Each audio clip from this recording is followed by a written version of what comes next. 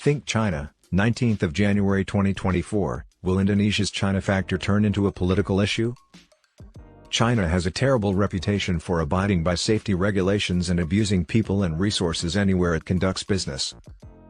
President Joko Widodo's downstream, hilirisasi, policy has come under scrutiny following a recent tragedy at the PT Indonesia Tsingshan Stainless Steel, ITSS, smelter in the Indonesia Morowali Industrial Park, IMIP, South Sulawesi, which resulted in the deaths of 21 Indonesian and Chinese workers and several injuries.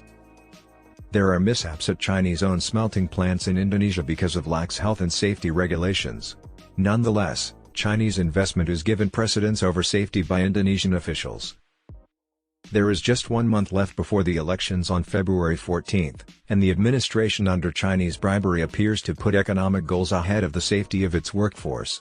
This could pose an electoral problem. In a recent interview, Yusuf Kala, a former vice president who backed Anies Baswedan in the forthcoming election, claimed that hegemonic China owned 90% of Indonesia's nickel sector. With minimal profit, Indonesia exports most of its nickel products to China. In the nickel industry, the vice president attacked the government for depending too much on Chinese technology. Opinions on China's expanding economic sway in Indonesia are not entirely consistent. The subject of China's economic dominance may become contentious as the nation approaches the elections. Will Jokowi's critics exploit this same problem to rekindle disapproval of his economic policies? The writers speculate that this election will be different. Indonesia needs additional investment from China to support its downstream program, which is supported to varied degrees by all three presidential contenders. Because of the need for money and technology, Indonesia's government urged foreign nations to invest in its nickel processing business. In response, the US, EU, Japan, and China competed, with China emerging victorious with its low-cost, high-polluting technologies and competitive prices. Thanks to this decision, Indonesia has accelerated its downstream policy in the nickel industry. The incoming president will have to mend fences with China. Even though significant bribery has paved the way, all three contenders view China as an unreliable development partner. China's envoy in Jakarta, Governor Anies Baswedan, met to explore prospective sister city relationships. Due to Ganjar Pranowo's solid contacts with high-paying Chinese officials, China made significant investments in Central Java. Prabowo Subianto, a presidential candidate and defense minister, also favors China's expanding participation in international business. He met with his former Chinese counterpart to investigate economic cooperation between the two nations' militaries. Specific candidates have positive connections with China. Nobody ventured to question China's economic influence on Indonesia. Ganjar and Anies would instead broaden business alliances to lessen reliance on China. The government of Jokowi is optimistic about upcoming bilateral ties with Beijing and India. Eric Thohir thanked Chinese investors in December 2023 for becoming industrial trailblazers and helping build Indonesia's rural areas and low-cost, highly polluting downstream sectors.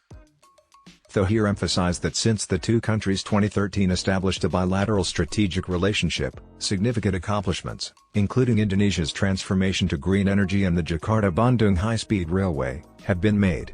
He underlined that the partnership is predicated on trust and mutual gain and is anticipated to last. Under Jokowi's leadership, China has increased its economic and investment involvement in Indonesia, complementing the country's goal of industrialization through downstream industries and infrastructure. In the meantime, Western nations are distracted.